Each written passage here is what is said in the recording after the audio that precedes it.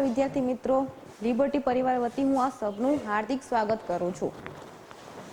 Last આપણે 2018ના જે question છે જોઈ ગયા છીએ કે જીપીએસસી દ્વારા લેવામાં આવતી ડીવાયએસઓ નાયબ મામલેદારની પરીક્ષામાં કયા પ્રકારના જીઓગ્રાફીના ક્વેશ્ચન પૂછાય છે એ આપણે જોઈ ગયા છીએ. હવે આપણે જોશું 2019માં જે જીઓગ્રાફીના કયા ક્વેશ્ચન પૂછાયા હતા. મેં તમને લાસ્ટ પણ કીધું હતું કે એક્ઝામમાં સ્ટ્રેટેજી બનાવવા માટે તમારા માટે બે તો કી ફેક્ટર છે કે તમારી પાસે હોવા જ જોઈએ. એક તો તમારી પાસે સિલેબસ હોવો જોઈએ, બધા પાસે એક્ઝામનો સિલેબસ હોવો જોઈએ, અને બીજું કે જે એક્ઝામની તૈયારી કરતા હોવ એ એક્ઝામ અથવા તો એનાથી ઉપર લેવલની એક્ઝામના પેપર તમારે સોલ્વ કરવા જોઈએ.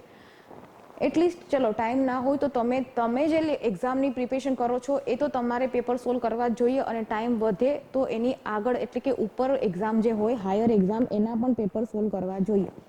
હવે આપણે આજે 2019માં જે લેવાયેલી એક્ઝામ છે એના ક્વેશ્ચન છે સોલ્વ કરશું. એ પહેલા હું તમને કહી દઉં કે લિબર્ટીમાં આપણે ડીવાયએસઓ માટે ઓનલાઈન અને ઓફલાઈન બેચ છે એનું આયોજન કરવામાં આવ્યું છે.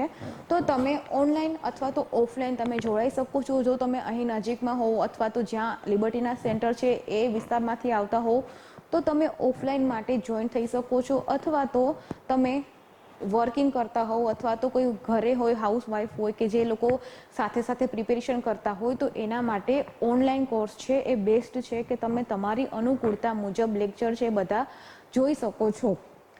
બીજું કે તમને ફાયદો શું થશે કે જો તમે ઓફલાઈન બેચમાં જોડાવશો તો તમને ઓનલાઈન કોર્સ છે એ ફ્રી મળે છે. બીજું કે તમને ઓફલાઈનમાં તમે જોઈન થશો એટલે તમને બુક્સ મટીરિયલ પણ મળશે, બુક્સ મળશે, તમારે યુનિટ ટેસ્ટ આપવાની રહેશે. પછી તમે જે સબ્જેક્ટ માટે તૈયારી કરો છો એટલે કે સબ્જેક્ટ વાઇઝ તમને ટેસ્ટ આપવાની રહેશે, ફૂલ સબ્જેક્ટ. સપોઝ કે જીઓગ્રાફી હોય તો જીઓગ્રાફી, ઇકોનોમિક્સ, પોલિટી, જે બધા ફૂલ સબ્જેક્ટ એક પોઈન્ટ રીતે કે સિલેબસમાં કેવી રીતે આપેલું છે એ રીતે તમારે ટેસ્ટ આપવાની છે, અને તમે તમારું ઇવેલ્યુશન કરવાનું છે કે તમે ક્યાં છો, તમારે કયા સબ્જેક્ટમાં વધારે મહેનત કરવાની જરૂર છે. અને લાસ્ટલી કે તમને મોક ટેસ્ટ અહીંયાથી મળશે કે જે આખા સિલેબસના હશે, કે જે જીપીએસસી પેટર્નથી જીપીએસસી જેવી રીતે લે છે એ રીતે તમારા માટે મોક ટેસ્ટનું આયોજન કરવામાં આવશે, જ્યાં તમે મોક ટેસ્ટ આપી અને તમે જોઈ શકો છો કે હવે તમે એક્ઝામ માટે તૈયાર છો અથવા તો તમને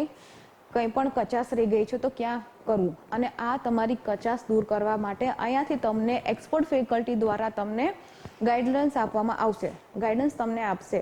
ચાલો, જો તમારે ઓફલાઈનમાં જોઈન થવું હોય અથવા તો ઓનલાઈન કોર્સ હોય તો તમે પ્લે સ્ટોરમાંથી એપ છે ડાઉનલોડ કરી શકો છો અને તેમાં જઈ અને તમે કોઈ પણ કોર્સ છે એ પરચેસ કરી શકો છો. અને ઓફલાઈન જોઈન થવા માટે તમે આ નંબર ઉપર કોન્ટેક્ટ કરી શકો છો.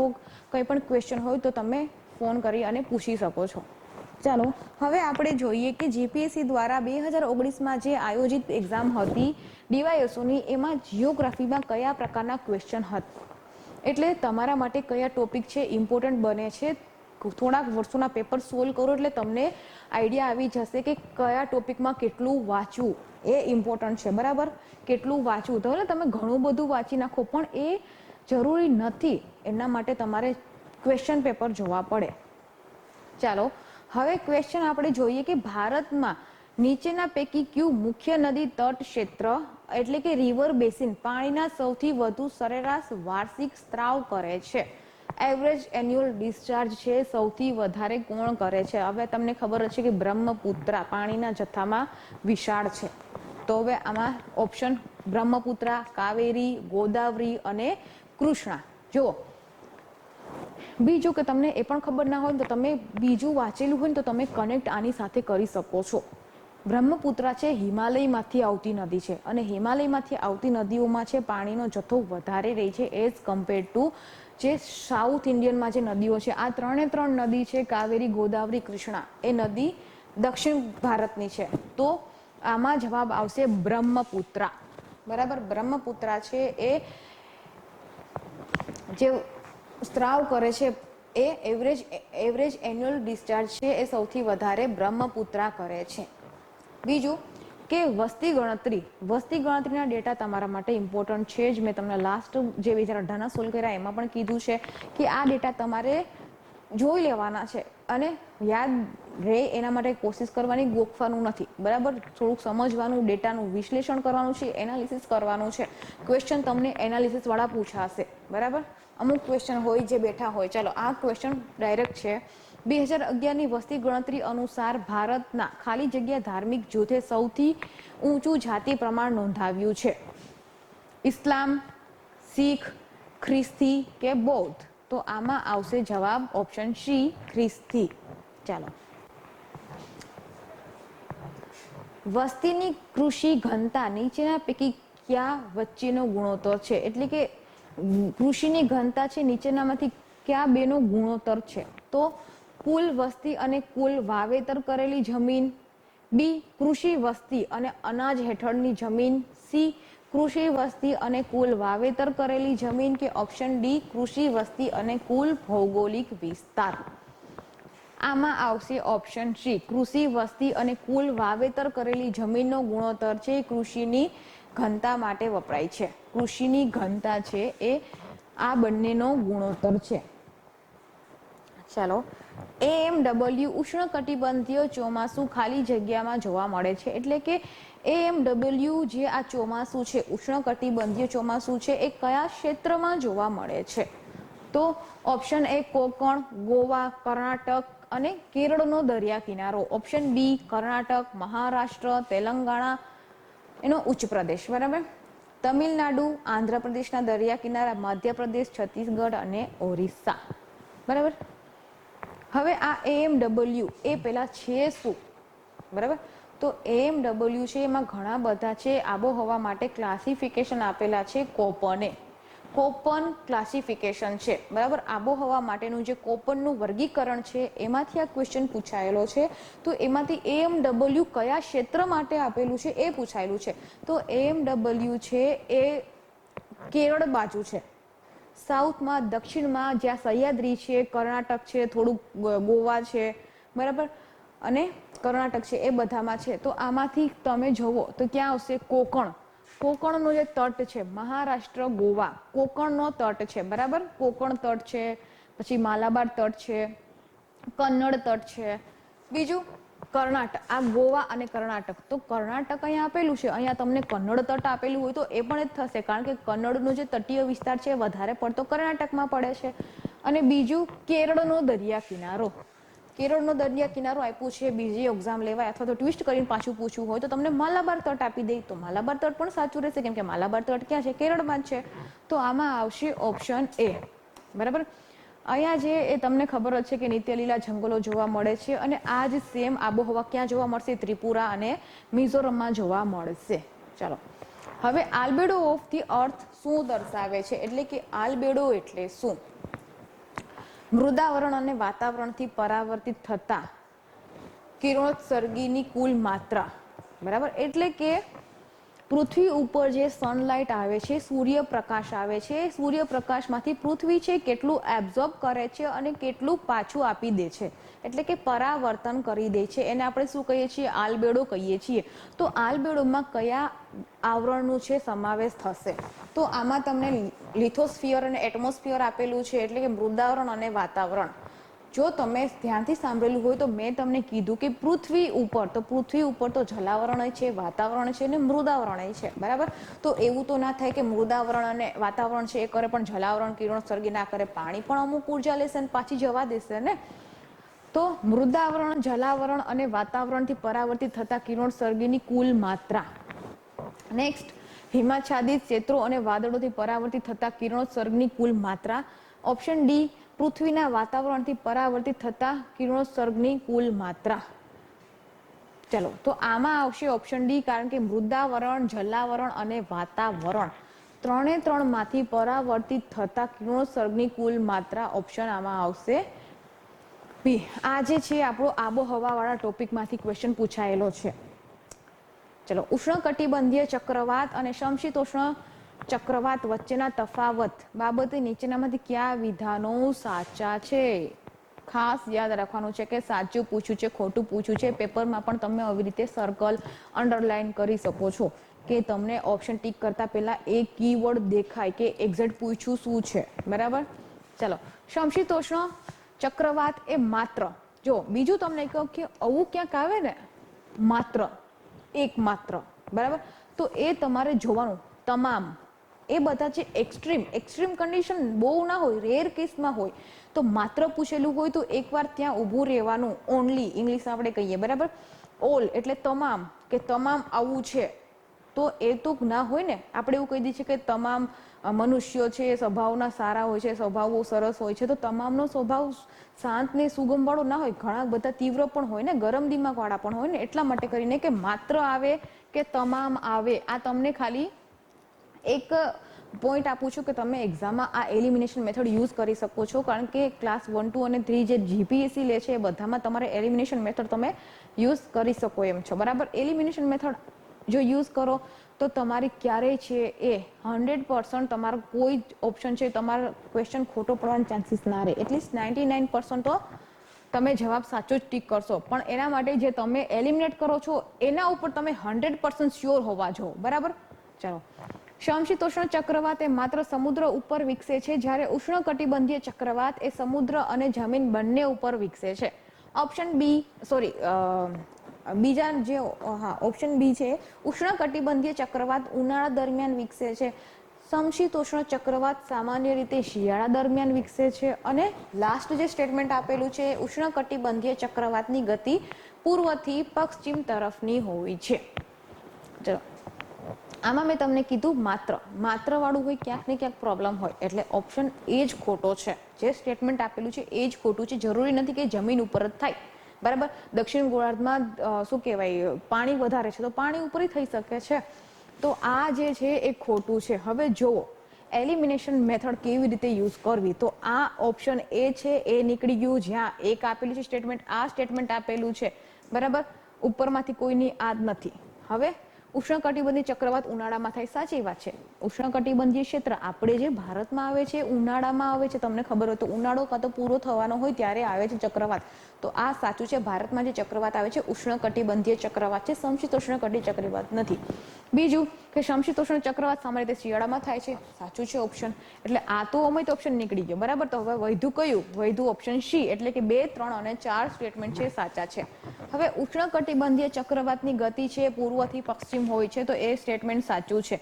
ઉષ્ણકટિબંધીય ચક્રવાત અહીંયા ઉદ્ભવે છે. તમને ખબર જ છે કે દર વર્ષે ઓડિશા, આંધ્રપ્રદેશને બિચારાને ફટકો લાગે જ છે. એ ઉષ્ણકટિબંધીય ચક્રવાત તો છે કે જેને ફટકો આપે છે, બરાબર.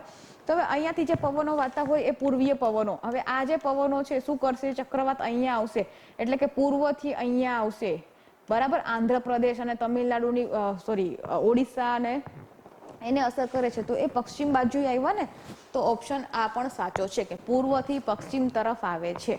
એટલે આમાં તમારો જવાબ આવશે સી. ચાલો, હવે અરવલ્લીની પર્વતમાળા વિશે નીચેનામાંથી કયા વિધાનો સાચા છે? સાચા પૂછેલા છે કે કયા વિધાનો છે સાચા છે. ઓપ્શન એ આપેલું છે કે અરવલ્લી પર્વતમાળા 1000 કિલોમીટર લાંબી છે. 1000 કિલોમીટર છે એ લાંબી છે. 1000 કિલોમીટર તો મારા ખ્યાલથી નથી, 750-800 ની આસપાસ છે, બરાબર. તો એ ઓપ્શન આપણે એલિમિનેટ કરી શકીએ છીએ કે મને ખબર છે કે 1000 કિલોમીટર તો નથી. ભલે મને એક્ઝેક્ટ ખબર નથી કે કેટલા કિલોમીટર છે, મેં ક્યાંક વાંચેલું હતું, મને ખબર છે કે આટલી 1000 તો નથી, બરાબર. એના ઉપર શ્યોર છું તો એ હું એલિમિનેટ કરી શકું છું, કારણ કે 1000 નથી એ મને પાકી ખબર છે. તો મારા ઓપ્શન 2 નીકળી ગયા, બરાબર. હવે 50%માં તમારો ચાન્સીસ છે થોડોક વધારે રહે, એક્યુરેસી થોડીક વધારે આવે, કારણ કે 4માં થોડુંક હજુ પ્રોબ્લેમ થઈ જાય, 2માં પ્રોબ્લેમ ના થાય. બીજું તે ઉદયપુર અને બીજું જુઓ 2 બંનેમાં છે, એટલે 2 તમે પછી ના વાંચો તોય ચાલે, બરાબર. પણ એકવાર જોઈ લેવાનું 2 બંનેમાં છે, એટલે ગમે તમે ઓપ્શન ટીક કરશો 2 તો આવશે જ, એટલે 2 સાચું જ છે. એટલે કે ઉદયપુર અને જયપુર ફળદ્રુપ ક્ષેત્રોને રાજસ્થાનના અર્ધરણથી અલગ પાડે છે. એટલે કે અરવલ્લી છે એ અર્ધરણ અને ફળદ્રુપ વિસ્તારને અલગ કરે છે. તો આ સ્ટેટમેન્ટ સાચું છે. પછી હવે સાચું છે તો હવે આપણે ત્રીજું જોવાનું છે. ચલો, કે નર્મદા નદી છે એ અરવલ્લીના નિકટવર્તી ક્ષેત્રમાં ફાટખીણમાંથી વહે છે. નર્મદા નદી ફાટખીણમાં વહે છે એ વાત સાચી છે, પણ કઈ ફાટખીણમાંથી? વિંધ્ય સતપુડા, અરવલ્લી, વિંધ્ય. તો આ જે નર્મદા માટે સ્ટેટમેન્ટ આપેલું છે ફાટખીણમાંથી વહે છે એટલું સાચું છે, પણ અરવલ્લીના નિકટવર્તી એ ખોટું છે. કારણ કે નર્મદા છે એ વિંધ્ય અને સતપુડા વચ્ચે વહે છે. અરવલ્લી અને વિંધ્ય વચ્ચે મહી નદી વહે છે. જો અહીંયા તમને નર્મદાની જગ્યાએ મહી નદી આપેલું હોય તો તમારો જવાબ થાત આન્સર બી, પણ અહીંયા તમને આપેલું છે નર્મદા નદી, મહી નદી નથી, તો તમારો ઓપ્શન થશે ડી. બરાબર, થોડું ઘણું પણ જો સ્ટેટમેન્ટમાં ફરક આવી જશે તમારો જવાબ છે બદલી જશે. ચાલો નેક્સ્ટ આપણે જોઈએ, નીચેના પૈકી કયા વિધાનો છે ખોટા છે. જુઓ શું પૂછેલું છે, ખોટા. બરાબર, પશ્ચિમી દરિયાકાંઠાના મેદાનો કાઠિયાવાડ, સાગર તટ, કચ્છના રણ દક્ષિણમાં દમણ સુધી વિસ્તરેલ છે. એટલે કે જે પશ્ચિમ માટે ગુજરાતમાં જે તટીય પ્રદેશ છે એટલે કે દરિયા કિનારાના મેદાનો, તમને ખબર છે કે ભારતમાં 9 રાજ્યોને દરિયા કિનારો મળે છે. તો હવે મેં તમને જે કીધું ને કે માલાબાર છે, કોકણ છે, કન્નડ છે, કોરોમંડલ, ઉત્તરી સરકાર, ઉત્કલ, કચ્છ અને કાઠિયાવાડનું મેદાન, આ બધા મેદાનો શું છે, કઈ નથી બીજું દરિયા કિનારાના મેદાનો છે. બરાબર, કે દરિયા કિનારે આવેલા મેદાનો છે. તો આમાં ગુજરાતનું આપેલું છે કે ગુજરાતનું મેદાન છે જે તટીય વિસ્તાર છે ક્યાંથી ક્યાં સુધી ફેલાયેલું છે, તો કચ્છ આપણે દરિયા કિનારો ધરાવે છે એટલે કચ્છથી લઈને દમણ સુધી ફેલાયેલું છે. તો આ સ્ટેટમેન્ટ સાચું છે. બરાબર, હવે આ સ્ટેટમેન્ટ તમારે સાચું છે તો આમાંથી તમારે ઓપ્શન કયા નીકળી જાય, આ સાચું છે. તમને પૂછ્યું શું છે, ખોટું પૂછ્યું છે. ઓપ્શન આ નીકળી ગયો, આ નીકળી ગયું, 2 ઓપ્શન નીકળી ગયા. હવે તમારે આ 2 માંથી જોવાનું છે, 50% તમારે રમવાનું છે. બરાબર, હવે ખંભાતનો અખાત સૌરાષ્ટ્ર ક્ષેત્રને ગુજરાતના બાકી અખાતથી અલગ પાડે છે, તો આ ઓપ્શન પણ સાચો છે. બરાબર, તો ઓપ્શન આ તમને ખબર છે કે આ સાચું છે. ચાલો, તો આ નીકળી જશે 2.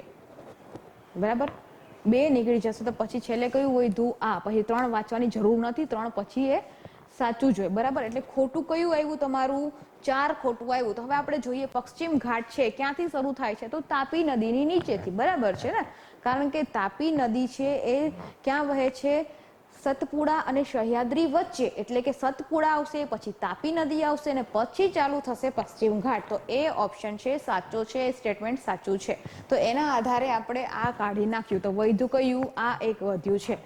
બીજું કે પશ્ચિમ ઘાટ છે ફક્ત 5 રાજ્યોમાં ફેલાયેલું છે.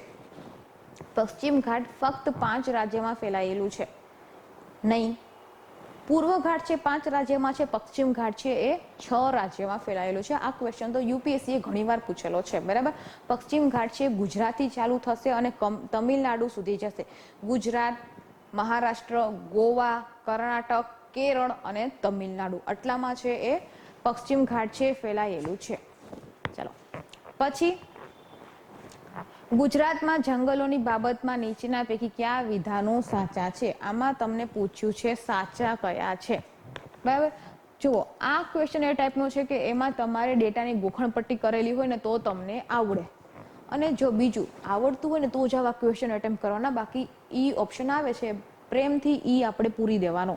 બરાબર, જો ખબર જ ના હોય, તમે થોડું ઘણું ડેટા વાંચેલું તો તમે હજુ વધો કે 50% તમને ખબર છે, જેમાં તમે કોરી પાટી હો ને એમાં ક્યારેય નહીં લેવાનું. બરાબર, એવા ઘણા બધા ક્વેશ્ચન આવે અને ઈ ઓપ્શન આપણને એટલા માટે જ આપેલું છે કેમ કે એ લોકો સમજે છે કે 100 ક્વેશ્ચન તો આને ના આવડતા હોય. બરાબર, કે 200 ક્વેશ્ચન ના આવડતા હોય. એટલે ઈ ઓપ્શનની સુવિધા આપણા માટે જ છે કે આપણા નેગેટિવ માર્કિંગ ના થાય એટલા માટે. આમાં જો તમને ડેટા આવતા હોય તો તમારે આ જવાબ તમે એટેમ્પ કરી શકો છો. હવે ગુજરાતમાં 9.7% ભાગમાં જંગલ વિસ્તાર તરીકે ઘોષિત કરેલા છે, સાચું છે. ગુજરાત જંગલ ક્ષેત્રના 0.19 ક્ષેત્ર અતિ ગાઢ જંગલો છે, અતિ ગાઢ જંગલો છે, એ પણ સાચું છે. રાજ્યના કુલ જંગલ ક્ષેત્ર 11.16 ખુલ્લા જંગલ વિસ્તાર હેઠળ છે, આ પણ સાચું છે. સ્ટેટમેન્ટ લાસ્ટ, રાજ્યના કુલ જંગલ ક્ષેત્રના 0.76% એ જાડી ઝાખરાવાળા વન વિસ્તાર હેઠળ આવે છે. તો આમાં છે એ બધા સાચા થયા. તો તમારો જવાબ આવશે 1, 2, 3 અને 4, એટલે કે ઓપ્શન એ. ચલો, ગુજરાતમાં ગીર જાતિની ગાય બાબતે નીચેના પૈકી કયા વિધાનો સાચા છે. આ મારા ખ્યાલથી લગભગ આ ક્વેશ્ચન છે એ તો કેન્સલ થઈ ગયો હતો, પણ છતાં પણ જે આવે છે ગવર્મેન્ટની કી એમાં એનો જવાબ આપેલો હતો એટલા માટે કરીને. બરાબર, તો સોરઠી એ ગીર જાતિની ગાયનું સમાનાર્થી નામ છે. બીજું, દેવોની, નિમારી જેવી અન્ય સ્વદેશી જાતિઓ વિકસાવવામાં તેનો ફાળો છે. આ જાતિનું અન્ય સમાનાર્થી નામ વઢિયારી છે. તેના શિંગડા વિશિષ્ટ વળાંક ધરાવે છે. તે માથાના મૂળ ભાગથી શરૂ કરીને નીચે ઢળતા અને પાર્શ્વવર્તી વળાંક ધરાવે છે. બરાબર. તો આમાં જે જવાબ આવશે તમારો આ એક ખોટું છે, એટલે 2 તમે એલિમિનેટ કરી નાખો. આ પણ 2 જ છે. બરાબર. એટલે અહીંયા તમારો જવાબ આવશે ફક્ત 1, 3 અને 4. ઓપ્શન સી છે આનો જવાબ આવશે. ચલો, ગુજરાતની રૂપેણ નદી વિશે નીચેના પૈકી કયા વિધાનો સાચા છે? એટલે કે રૂપેણ નદી વિશે કયા વિધાનો સાચા છે? તો રૂપેણ નદી છે એ ઉદ્ભવ ક્યાંથી છે? તો તારંગાવાળા ક્ષેત્રમાંથી ઉદ્ભવે છે અને કચ્છના નાના રણમાં અંત પામે છે. તો આ છે સાચું છે. તારંગાવાળા વિસ્તારમાંથી આવે છે અને ક્યાં જતી રહેશે? કચ્છના નાના રણમાં જતી રહેશે. એટલા માટે તો આપણે શું કહીએ છીએ? ગુજરાતની કુંવારિકા નદી કહીએ છીએ. ગુજરાતમાં 6 કુંવારિકા નદી છે. 3 કુંવારિકા નદી ઉત્તર ગુજરાતમાં એટલે ગુજરાતમાં ઉત્તર ગુજરાતમાં આવશે અને 3 જે નદી છે ક્યાં આવશે? સૌરાષ્ટ્રમાં આવશે. બનાસ, સરસ્વતી, રૂપેણ 3 કુંવારિકા નદી છે. બનાસ સૌથી લાંબી કુંવારિકા નદી છે અને મચ્છુ, બ્રાહ્મણી અને ફાલ્ગુ સૌરાષ્ટ્રમાં 3 નદી છે, જેમાંથી મચ્છુ છે સૌથી લાંબી કુંવારિકા નદી છે. બરાબર. ચલો, હવે આ નદીની લંબાઈ 1500 કિલોમીટર. હવે તમે વિચાર તો કરો, 1500 કિલોમીટર હવે ગુજરાતમાંથી જ નીકળે છે, તારંગાવાળા વિસ્તારમાંથી કચ્છમાં પડી જાય, તો બંને સ્ટેટમેન્ટ કોન્ટ્રાક્ટ નથી થતા. બરાબર. બંને તો સાચા ના હોય ને, કાં તો એક હોઈ શકે. હવે તમને ખબર જ છે કે તારંગાવાળા વિસ્તારમાંથી નીકળે છે અને ક્યાં જતી રહે છે? કચ્છના નાના રણમાં જતી રહે છે. તો શું એ વિસ્તાર 1500 કિલોમીટર જેટલો હોઈ શકે? ના હોઈ શકે. તો ઓપ્શન આ કાઢી નાખવાનું છે. એટલે કે ઓપ્શન 2 નીકળી ગયું. તો આ અને આ બંને નીકળી ગયા. હવે તમારી પાસે શું રહ્યું? 2 ઓપ્શન રહ્યા.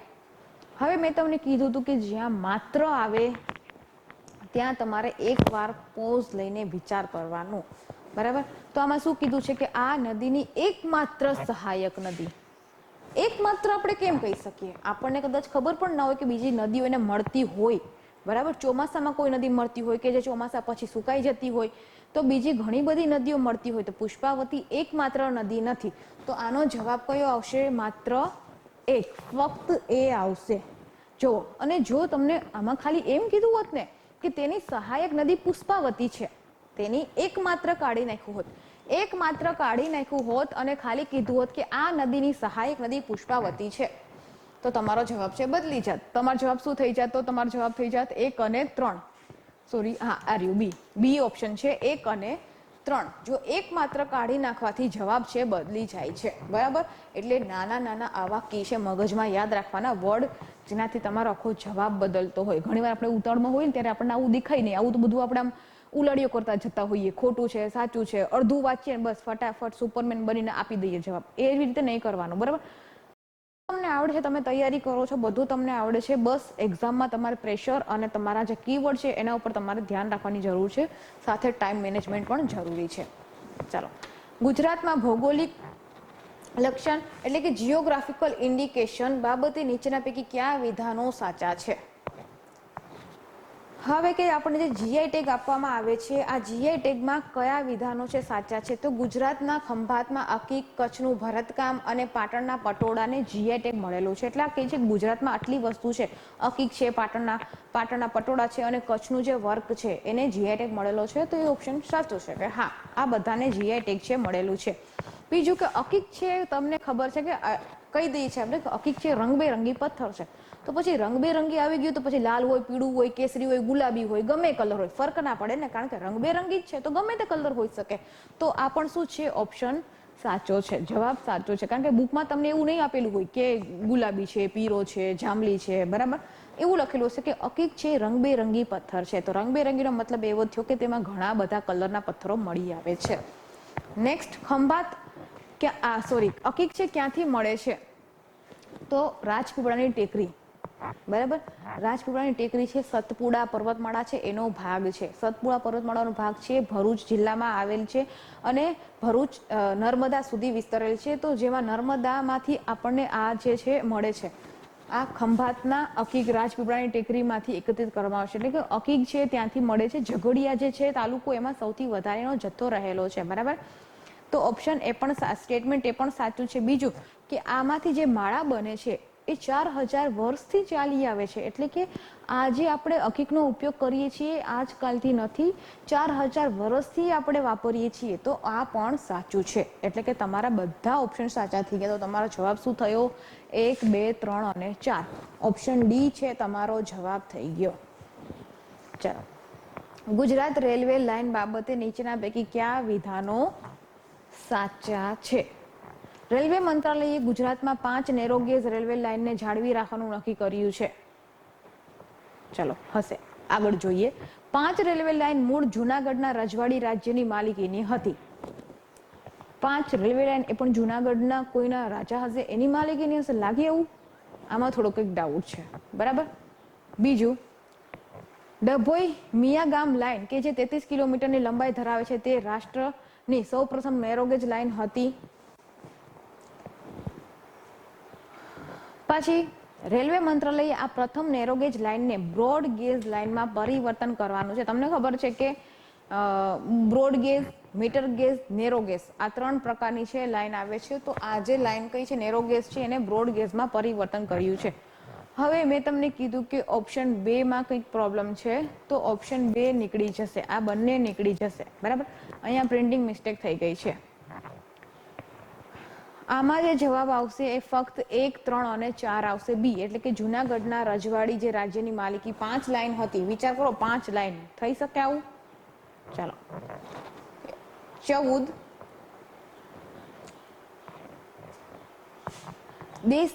2011ની વસ્તી ગણતરી પ્રમાણે ગુજરાતની આદિવાસી વસ્તી બાબતે નીચેના પૈકી કયા વિધાનો સાચા છે? સાચું પૂછેલું છે.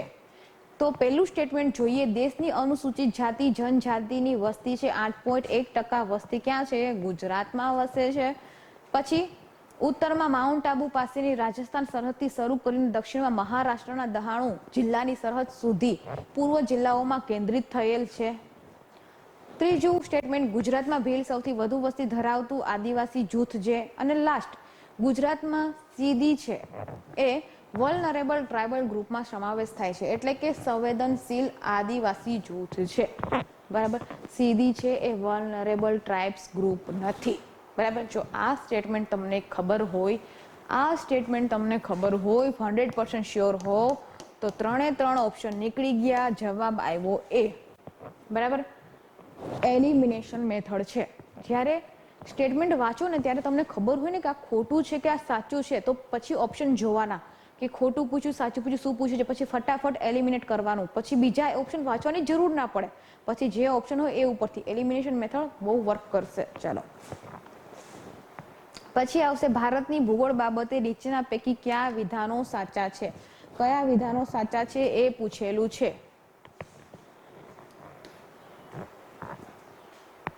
ચાલો, હવે ભારત છે વિશ્વમાં સૌથી મોટા દેશમાં 7મા ક્રમે છે. એટલે કે ભારતને જે જમીન મળે છે, જમીનના આધારે ભારત છે એ 7મા નંબરે આવે છે. સાચી વાત છે. પહેલા નંબર ઉપર રશિયા આવશે, પછી કેનેડા, પછી ચીન, USA, બ્રાઝિલ, ઓસ્ટ્રેલિયા અને પછી આવશે ઇન્ડિયા. તો એ સ્ટેટમેન્ટ સાચું છે. આ સ્ટેટમેન્ટ સાચું છે એટલે તમારે આ ઓપ્શન નીકળી જશે કારણ કે આમાં એક નથી. પછી સૌથી મોટા 6 દેશોમાં જો મેં તમને ક્યાંક ને ક્યાંક કહી જ દીધું. પેલો મેં જે સ્ટેટમેન્ટ કીધું 7મા નંબરે છે તો એનાથી આગળ કયું છે તો એમાં હું તમને દક્ષિણ આફ્રિકા બોલી ન હતી. બરાબર. દક્ષિણ આફ્રિકા નથી બોલી તો દક્ષિણ આફ્રિકા આમાં નહીં આવે. એટલે ઓપ્શન 2 વાળું આ નીકળી જશે. બરાબર. હવે આંદામાન અને નિકોબાર તથા લક્ષદ્વીપનો સમાવેશ કરીને ભારતનો કુલ દરિયા કિનારો 10,500 કિલોમીટર છે. એનો મતલબ એમ કે છે કે ભારતનો કુલ દરિયા કિનારો કેટલો છે? 10,500. બીજું કંઈ નથી કીધું, ખાલી આમાં મરી મસાલા નાખીને તમને કહી દીધું છે. બાકી સિમ્પલી એ જ કેણે કીધું છે કે ભારતનો દરિયા કિનારો કેટલો છે? 10,000 કિલોમીટર જેટલો છે.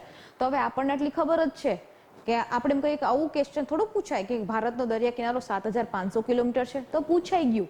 ટ્વિસ્ટેડ કરીને પૂછ્યું છે પણ પૂછ્યું તો એને એ જ છે કે ભારતનો દરિયા કિનારો કેટલો છે.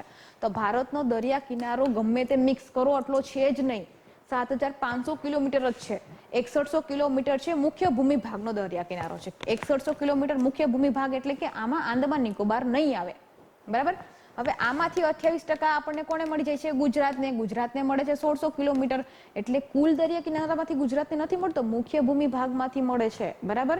હવે જે આંદામાન નિકોબાર છે 1416.6 કિલોમીટર દરિયા કિનારો ધરાવે છે, એટલે આ થશે 7516.6 કિલોમીટર. પણ ઓન એન એવરેજ તમારા માટે યાદ રાખવાનું છે 7500 કિલોમીટર.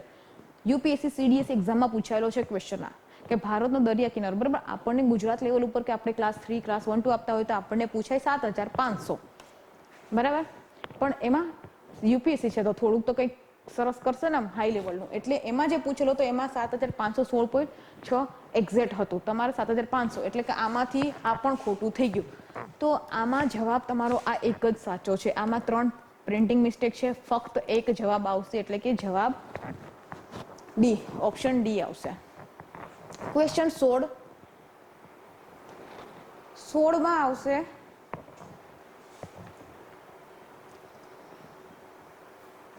ભારત અને શ્રીલંકા જમીન વચ્ચેનું અંતર 29 કિલોમીટર છે. હા, એપ્રોક્સ 30 કિલોમીટર જેટલું છે, બરાબર.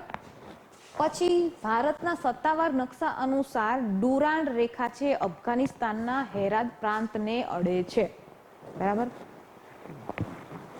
થર્ડ, ગિલગિટ બાલ્ટિસ્તાન કાશ્મીરની ઉત્તર પશ્ચિમ ક્ષેત્ર છે. મિનિકોય છે એ લક્ષદ્વીપમાં સૌથી મોટો ટાપુ છે. આમાં કયા સ્ટેટમેન્ટ છે એ સાચા છે? તો આ સાચી વાત છે, બરાબર. એક છે એ સાચું છે, આ નીકળી જશે. પછી ભારતના સત્તાવાર નકશા અનુસાર ડુરાન્ડ છે અફઘાનિસ્તાનના હેરાતને સ્પર્શ કરતી નથી, આ ખોટું થઈ ગયું, ઓપ્શન આ નીકળી ગયો, બરાબર.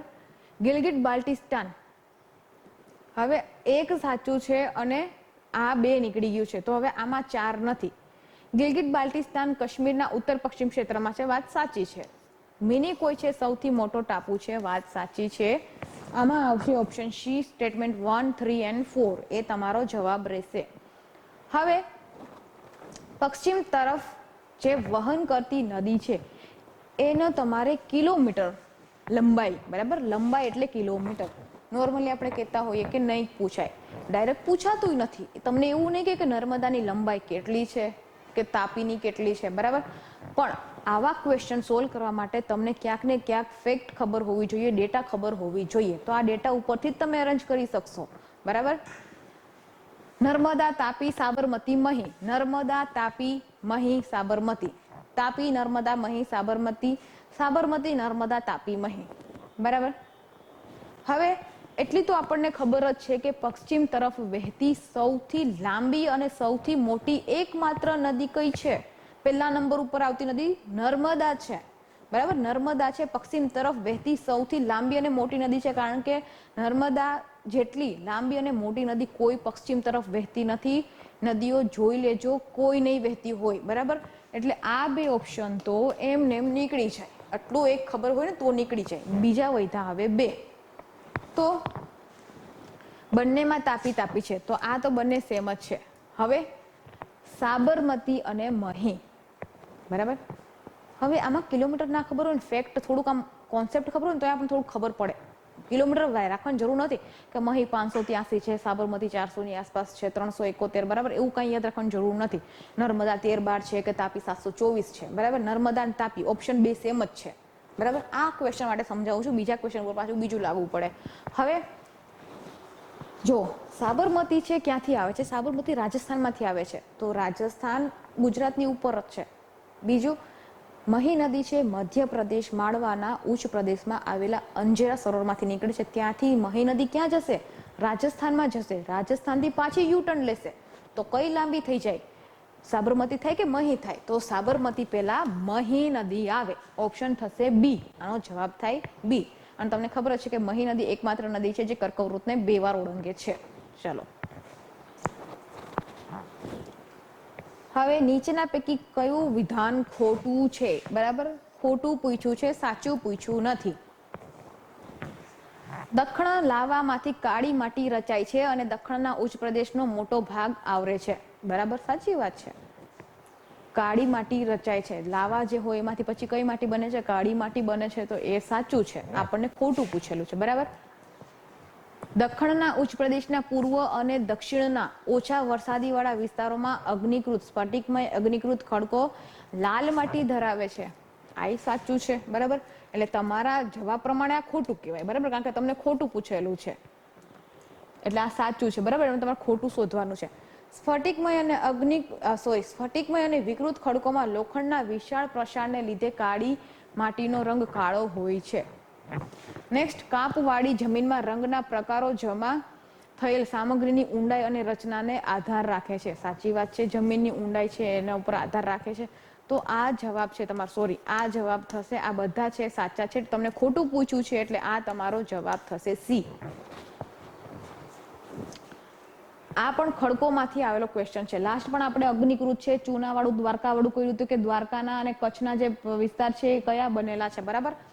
હવે ભારતમાં ચોમાસા બાબતે નીચેના પૈકી કયા વિધાનો સાચા છે? સાચું પૂછ્યું છે. ચાલો જોઈએ આપણે ચોમાસું, ઇન્ડિયન મોન્સૂન, બરાબર. પહેલામાં પણ 2018માં પણ આપણે સોલ્વ કરી ગયા હતા કે ભારતનું પશ્ચિમથી પૂર્વ તરફ જતા ચોમાસું પાણી વરસાદ છે ઘટે છે અને ગુજરાતમાં પૂર્વથી પશ્ચિમ ઘટે છે. એ ક્વેશ્ચન આપણે જોઈ ગયા હતા, એટલે કે આ તમારો ટોપિક ઇમ્પોર્ટન્ટ છે, બરાબર. આવી જ રીતે પેપર સોલ્વ કરીને તમારે ઇમ્પોર્ટન્ટ ટોપિક છે લેવાના છે કે તમારે શેના ઉપર ફોકસ કરવું. સપ્ટેમ્બરના પ્રથમ સપ્તાહ સુધી પૂર્વ ઉત્તરનું ચોમાસું પશ્ચિમ રાજસ્થાનમાંથી પાછું વળવાની શરૂઆત કરે છે. આ ક્વેશ્ચન, આ જે સ્ટેટમેન્ટ છે એ સાચું છે, બરાબર. સપ્ટેમ્બર ઓક્ટોબર પાછા ફરતા મોસમી પવનો. ડિસેમ્બરના મધ્ય સુધીમાં ભૂમિ ભાગમાંથી ચોમાસું સંપૂર્ણપણે પાછું ખેંચાય છે, બરાબર છે. ડિસેમ્બરમાં તો શિયાળો ચાલુ થઈ જાય એટલા માટે સંપૂર્ણપણે પાછું ખેંચાઈ જાય છે. તો સ્ટેટમેન્ટ 2 પણ સાચું છે. ઉત્તર પૂર્વના પવનો જમીન તરફથી ફૂંકાય છે. આ પવનો છે એ સૂકા હોય છે. ઉત્તર પૂર્વ, બરાબર, એટલે કે ઈશાન ખૂણેથી આવતા પવનો. આ થશે નોર્થ, સાઉથ, વેસ્ટ, ઈસ્ટ. ઉત્તર પૂર્વ આ ઈશાન ખૂણીય પવનો, બરાબર. ઈશાન ખૂણેથી આવતા પવનો સૂકા હોય છે કારણ કે જમીન ઉપરથી આવે છે, બરાબર. ચાલો, એટલે આમાં તમારે જવાબ આવશે ઓપ્શન ડી, બધા છે સાચા છે. ભારતના જંગલોની બાબતોમાં નીચેના પૈકી કયા વિધાનો સાચા છે? ચાલો જોઈએ. ભારત વિશ્વના મેનગ્રુવમાંથી 7% ક્ષેત્ર છે ધરાવે છે, બરાબર. મેનગ્રુવ જંગલો છે, ચેરના વૃક્ષો હોય છે, તમને ખબર જ છે, બરાબર. એ 7% છે ભારત ધરાવે છે. બીજું, 15 સેન્ટીમીટરથી ઓછા વરસાદ ધરાવતા ક્ષેત્રમાં ઉષ્ણકટિબંધીય કાંટાળા જંગલો જોવા મળે છે, બરાબર. ત્રીજું સ્ટેટમેન્ટ આપેલું છે, ઉષ્ણકટિબંધીય કાંટાળા જંગલો ઉત્તર ગુજરાત, દક્ષિણ પશ્ચિમ પંજાબમાં જોવા મળે છે. હવે આમાં તમને જો ખબર હોય કે ઉષ્ણકટિબંધીય કાંટાળા જંગલો માટે વરસાદ કેટલો હોય, બરાબર. મને ખબર છે કે આમાં વરસાદ કેટલો હોય. જો તમને ખબર હોય તો તમે એલિમિનેશન મેથડ યુઝ કરી શકો છો. આ વરસાદ છે 50 થી 60 સેન્ટીમીટર હોય, 15 સેન્ટીમીટર ના હોય. 15 સેન્ટીમીટર જેટલો વરસાદ છે મરુ સ્થળમાં પડે છે, બરાબર. 50 સેન્ટીમીટર જેટલો વરસાદ જોઈએ તો ઓપ્શન બી મને 100% ખબર છે. સ્ટેટમેન્ટ 2 ખોટું છે. આ નીકળી ગયું, આ પણ જતું રહ્યું, બરાબર. સોરી, આ નહીં, આ જશે અને આ જશે. આ પણ સોરી ટાઈપિંગ મિસ્ટેક છે એટલે આ પણ જશે, આ 2 જ છે. આ તમારો જવાબ થશે 1 અને 3 સાચું છે. 2 મને ખબર હતી એટલે મારા 3 ઓપ્શન નીકળી ગયા. પછી મારે બીજું કંઈ જોવાનું આવતું જ નથી, મારે ઓપ્શન એ જવાબ થશે. ચાલો, નીચેના પૈકી કઈ જોડ ખોટી રીતે જોડાયેલી છે? Focus on this word. ખોટી જોડાયેલી છે, રોંગ પેર કઈ છે એ તમને પૂછેલું છે. ચોખા છે 75 થી 200 સેન્ટીમીટર વરસાદ અને કાપની જમીન. સાચી વાત છે. તમને ચોખા આપણે ખબર છે કે વલસાડ સાઈડને વાવીએ છીએ, બરાબર. પાણી વધારે જોઈએ અને કાપની જમીન, એના માટે ગુજરાતમાં ક્યારીની જમીન આવે છે, બરાબર. ક્યારીની જમીન છે ડાંગરના પાક માટે. આ ડાંગરનો કહેવાય. ચોખા છે ને એ ડાંગરની એક પેદાશ છે, બરાબર. બીજી ચોખામાંથી, ડાંગરના છોડમાંથી ઘણી બધી પેદાશો મળે છે. બીજું, બાજરી 30 થી 35 સેન્ટીમીટર વરસાદ. સાચી વાત છે. જમીન કેવી જોઈએ? રેતાળ, રાતી અને કાળી. આપણે ગુજરાતમાં ઉગાડીએ છીએ, બરાબર. રાજસ્થાન તમને ખબર છે કે રેતાળ વિસ્તાર છે, વરસાદ ઓછો પડે છે. રાજસ્થાન ભારતમાં પહેલા નંબર ઉપર છે. બનાસકાંઠા સેમ એવી જ કન્ડિશન ધરાવે છે કે વરસાદ ઓછો પડે છે, જમીન રેતાળ છે. બનાસકાંઠા ગુજરાતમાં પહેલા નંબર ઉપર છે, એટલે કે આ કન્ડિશન ફૂલફિલ થાય છે. ત્રીજું, તમાકુ 150 સેન્ટીમીટર વરસાદ, બરાબર છે. વરસાદ 100 થી 150 સેન્ટીમીટર એને જોઈએ. જમીન કેવી કીધી છે? ઓછા પાણીવાળી રેતાળ. એક તો પાણી ઓછું અને રેતાળ લોમ જમીન, સેન્ડી લોમ એને જોઈએ. આ તો આપણને એમને ખબર હોય કે કપાસને કાળી જમીનને કપાસની જમીન કહેવાય છે, કપાસની કાળી જમીન. તો આ સેન્ડી લોમ ના આવે, બરાબર. આ ખબર હોય ને તોય બધું થઈ જાય. 3 વાંચન જરૂર ના પડે, આના ઉપર ધ્યાન પડી ગયું હોય ને તો આ જોઈએ, કારણ કે નીચે તમને 1 2 3 2 3 4 એવી રીતે ઓપ્શન નથી આપેલા. ABCD માંથી સિલેક્ટ કરવાનું છે, તો એમને આ તમે ટીક કરી શકો છો, કારણ કે કપાસની જમીન કાળી જમીન છે. નેક્સ્ટ, આ તમારે જોડકા છે, જોડવાના છે. Tata iron and steel company, આ યાદી છે કે એનું લોકેશન છે, એની વિશેષતા છે. તો Tata iron and steel company છે એ ક્યાં છે, એટલે શેના માટે છે, તો આ શું છે એની વિશેષતા. તો Tata iron and steel company છે એ સૌથી જૂનું સ્ટીલ કેન્દ્ર છે, બી. તો ઓપ્શન આ 1 નીકળશે, બાકી બધામાં બી છે. પછી Visvesvaraya iron and steel limited, Visvesvaraya steel iron limited છે, એની વિશેષતા છે કે જળ આધારિત છે. તો ઓપ્શન 2 માં ડી આવ્યું, 2D. તો આ એક જ છે, બાકી કોઈમાં નથી, એટલે તમારો ઓપ્શન શું થશે, જવાબ ડી થશે, બરાબર. ટાઈમ કન્ઝ્યુમ તમારો ના થાય એ રીતે છે, જોડકા જોડમાં પછી એક એક આવી રીતે જોડવા નહીં બેસવાનું, ઓપ્શન સાથે જોતું જવાનું, ચેક કરતા જવાનું, આ તમારો ટાઈમ બચાવશે, બરાબર. આ તમારે આવી રીતે કરશો, તમારો ટાઈમ બચાવશે. એલિમિનેશન મેથડ છે, આ મેથડ છે એ તમે આવી રીતે તમે જોશો તો તમને શું કરશે, ટાઈમ બચાવશે, એટલે કે તમારે પેપર છે આરામથી પૂરું થઈ શકે. હવે વિઝાગ છે ક્યાં આવેલું છે, સમુદ્ર ઉપર આવેલું છે, તો એ આ ચેક કરવાની જરૂર નથી, પણ આ હું તમને કહું છું, બરાબર. બાકી આને ચેક કરવાની જરૂર રહેતી નથી, પણ તો પણ ઘણા બધાને એવું મનમાં થતું હોય કે કદાચ ખોટું હશે તો કરી લેવાનું છે કે વાર, બરાબર. ચાલો, નીચેના પૈકી કઈ જોડી ખોટી છે. કંડલા કચ્છના રણના પૂર્વ છેડે સ્થિત છે, બરાબર છે. કચ્છના રણ કીધું છે, બરાબર. પછી આપણે એવું મગજમાં કચ્છનું રણ, બરાબર, પૂર્વ છેડે, પૂર્વ બાજુએ કંડલા આવેલું છે કચ્છમાં. આવી રીતે તમે જોવ, બરાબર. આ તો અહીંયા કંડલા છે, પૂર્વ છેડે આવેલું છે, બરાબર. આ ગુજરાત જ છે. ચલો, નાવા સેવા માત્ર ખનિજ માટેનું છે. મેં તમને કીધું હતું કે આવું ક્યાંક આવે, તમામ, માત્ર, એક માત્ર, તો કંઈક ત્યાં લોચો છે એવું વિચારવાનું, બરાબર. પછી બધી વાતે શક નહીં કરવાનો, પણ 90% કેસમાં આ સાચું પડે છે, એટલા માટે કહું છું, બરાબર. માર્મગોવા જુઆરી નદીના મુખ ઉપર છે, બરાબર. મેંગલોર દક્ષિણ પશ્ચિમી ચોમાસા દરમિયાન સંચાલન થતું નથી, આ પણ સાચું છે, આ સાચું છે. આ માત્ર ખનિજ, તમે ખુદ તો વિચારો કે આટલું બધું આપણે ઇન્ફ્રાસ્ટ્રક્ચર ને બધું બનાવીને માત્ર એક જ વસ્તુ આપણે આયાત કરશું, એવું તો ના બને ને, બીજું ઘણું થતું હોય, એટલે એક માત્ર કીધું છે એટલે ખોટું છે આ, બરાબર. ચાલો, પછી આ છે રાષ્ટ્રીય જળમાર્ગ, બરાબર. જો જળમાર્ગ છે ઇમ્પોર્ટન્ટ છે, એટલે કે નદીમાંથી ક્વેશ્ચન પૂછાશે. નદી છે, સહાયક નદી છે, રૂપણ વાળો આપણે જોઈ ગયા. નદી, એની સહાયક નદી પૂછાશે. એના ઉપર ધોધ કયા આવેલા છે, આપણે હાથણીનો ધોધ જોઈ ગયા છે, ચીમેરનો ધોધ ડાંગમાં જોઈ ગયા છે. તો એ બધું, એટલે કે ઇન શોર્ટ નદી તમારા માટે ઇમ્પોર્ટન્ટ છે. પછી ગુજરાતની હોય કે ભારતની હોય, પછી એની સહાયક નદી હોય કે એના ઉપર આવેલા ધોધ છે, એના ઉપર આવેલા ડેમ છે, બધું ઇમ્પોર્ટન્ટ છે. એટલે નદીવાળો ટોપિક કરવાનો ભૂલવાનો નહીં. હવે નદી છે તો એના ઉપર જળમાર્ગ એ હોય, બરાબર, કારણ કે નદીવાળું આ જળમાર્ગ છે, સૌથી સસ્તું પડે. તો આ જે જળમાર્ગ છે કઈ કઈ નદી ઉપર આવેલા છે, તો રાષ્ટ્રીય જળમાર્ગ 1 છે, ક્યાં આવેલું છે, ગંગા નદી ઉપર આવેલું છે. રાષ્ટ્રીય જળમાર્ગ 1 છે ગંગા નદી ઉપર આવેલું છે, બરાબર. પછી રાષ્ટ્રીય જળમાર્ગ 2 બ્રહ્મપુત્રા ઉપર આવેલું છે. તો 2 વાળું આ નીકળી ગયા, આ 2 તમારી પાસે વધ્યા. હવે રાષ્ટ્રીય જળમાર્ગ 3 છે, એ ક્યાં આવેલું છે, રાષ્ટ્રીય જળમાર્ગ 3 છે એ પશ્ચિમી કિનારાની નહેર છે, બરાબર. પશ્ચિમી કિનારાની નહેર. હવે ઓપ્શન 3 આપણે જોઈએ તો એમાં ડી, આ આપણું ડી છે, બરાબર. આમાં સી છે, એટલે કે આ ખોટું પડી ગયું, તમારો જવાબ આવી ગયો સી. 24માં આવશે સી. અને રાષ્ટ્રીય જળમાર્ગ 5 છે, બ્રાહ્મણી નદી ઉપર આવેલો છે. ચાલો, આ જનજાતિ છે ક્યાં રહે છે, તો બોંડા છે ક્યાં રહેશે,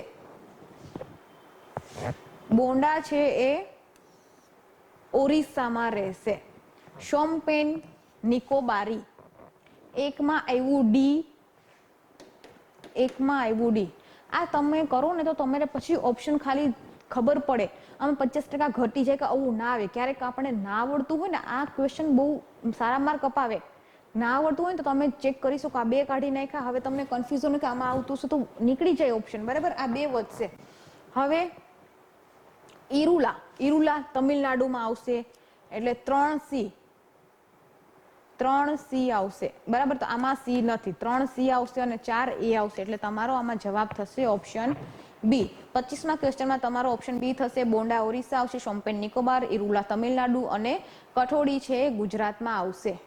હવે 2011ની વસ્તી ગણતરીના સંદર્ભે નીચેના પૈકી કઈ જોડી છે સાચી છે? જો કે આ ક્વેશ્ચન છે કેન્સલ થયેલો હતો, પણ આન્સર કી પ્રમાણે જેનો જવાબ આવે છે એ જવાબ આવશે ફક્ત 2. એટલે કે 15 થી 59 વચ્ચે કેટલા ટકા છે વસ્તી છે? 60.30% છે, બરાબર. હવે નીચેના પૈકી કઈ જોડી સાચી છે? તો બાળ મૃત્યુ દર એટલે કે મરણ દર પ્રત્યેક 1000 જન્મ સાથે બાળકો એટલે કે 1 વર્ષથી નાની વયના બાળકો છે મૃત્યુ પામે છે, અને આપણે બાળ મૃત્યુ દર કહીએ છીએ. આ સાચું છે. બીજું, માત્ર મરણ દર 1 લાખ જીવન જન્મ સાથે વાર્ષિક સ્ત્રીનું મૃત્યુ, બરાબર. આ ખોટું છે. ઓપ્શન 2 નીકળી જશે. ઓપ્શન આવી ગયો જવાબ ડી. આમાં જવાબ આવશે ડી, રાષ્ટ્રીય વસ્તી નીતિ, બરાબર. પછી આ ડી ના જોવો તોય ચાલે, કારણ કે જવાબ ઓપ્શન 2 તમને ખબર જ છે કે ખોટું છે. બધામાંથી નીકળી જાય પછી ઓપ્શન હોય તો પછી એમાં શક નહીં કરવાનું, એ ટીક કરી દેવાનું. 100% જવાબ છે તમારો સાચો આવશે. રાષ્ટ્રીય વન નીતિ 2045 સુધીમાં વસ્તીના સ્તરના બદલાવ પ્રાપ્ત કરવાનો લાંબા ગાળાનો હેતુ ધરાવે છે, બરાબર. આટલા જે ક્વેશ્ચન છે એ ક્વેશ્ચન ડીવાયએસઓ દ્વારા આપણે જીપીએસસી દ્વારા ડીવાયએસઓની 2019માં જે એક્ઝામ લેવાયેલી હતી એના જીઓગ્રાફીના ક્વેશ્ચન છે. આ ક્વેશ્ચન ઉપરથી તમને ખબર પડે કે તમારે કયા ટોપિક છે ફર્સ્ટ પ્રાયોરિટી આપવી, બરાબર. સિલેબસમાં છે કરવાનું બધું છે, પણ પ્રાયોરિટી પ્રમાણે કામ કરવાનું. પછી કયા ટોપિકમાં કેટલા ઊંડાણપૂર્વક પૂછાય છે. જો નદીમાં કિલોમીટરે પૂછાઈ ગયા, એની લંબાઈ પૂછાઈ ગઈ, એની સહાયક નદી પૂછાઈ ગઈ, એના ઉપર કયા ધોધ આવેલા છે પૂછાઈ ગયું, એના ઉપર કયા જળમાર્ગ આવેલા છે એ બધું પૂછાઈ ગયું છે. એટલા માટે તમારે કઈ રીતે ટોપિક વાંચવું એ ખબર. આબોહવા છે એમાંથી ઘણા ક્વેશ્ચન પૂછાણા છે, બરાબર. સામાન્ય ભૂગોળના ઘણા બધા ક્વેશ્ચન હતા, તો એ રીતે તમારે જોવાનું છે.